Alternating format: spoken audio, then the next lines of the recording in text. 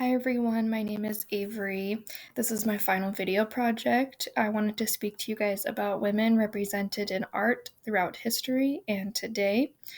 First, we're going to jump into prehistoric art, as this is obviously the beginning of art forms that we can find. This is the Venus of Willendorf, set to be made sometime around 25,000 BP. I discussed her in an earlier discussion a few weeks ago. I found her beautiful, and I love her body shape and how she represents fertility, femininity, and just the idealized body shape that we believe was in the Paleolithic area. More about her, the reason she is named Willendorf, because she was found in 1908 in Willendorf, Austria.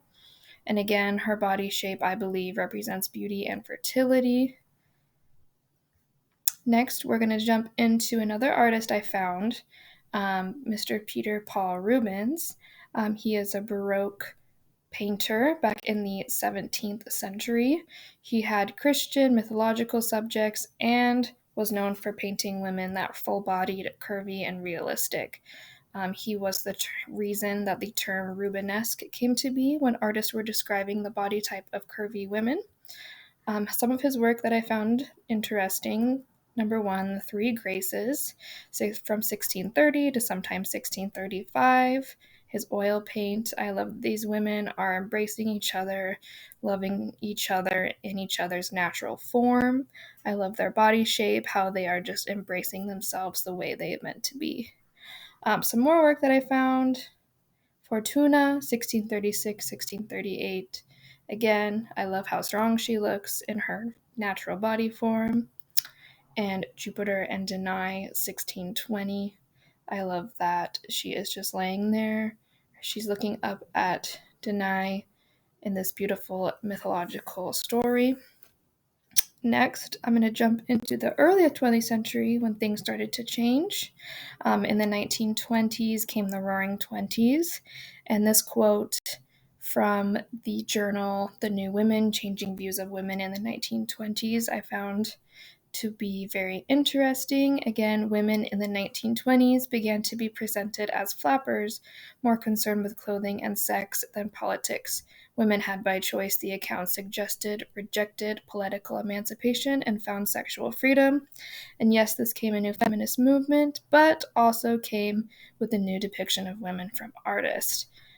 This piece, Where There's Smoke, There's Fire, by Mr. Russell Patterson, made in the 1920s, we can see a new form of women being depicted as feminine, slim, and there she is, very exposed in her body, which we love as a feminist movement, but then came, of course, new depictions and ideas from men. Next, I'm going to jump into what I believe is art today: social media. I do believe social media and media is art, as we post every day. We are involving in art every single day via Instagram, Facebook, Twitter, whether we know it or not.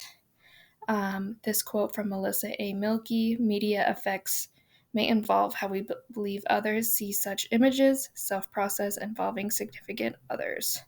Examples: we're going to see Miss Kim Kardashian, Miss Kylie Jenner, of course, on Instagram, that I found, how they are representing themselves as this is the new ideal women body shape. This makes women believe that this is what they should look like, this is what we should post about. And again, I disagree, but again, the feminist movement, I love it, but this is not the way that we should idealize our bodies today. And in conclusion, we're going to find art and women in the future. We are seeing a movement in more inclusive body shapes for women in art. Women have been and always will be a focus in art and media. And as women, we have the right to show representations of all types of bodies. So in conclusion, I do find it very interesting the way women were depicted through the years, and I'm very interested to see the way we will be depicted in the future. Thank you so much for listening to my presentation.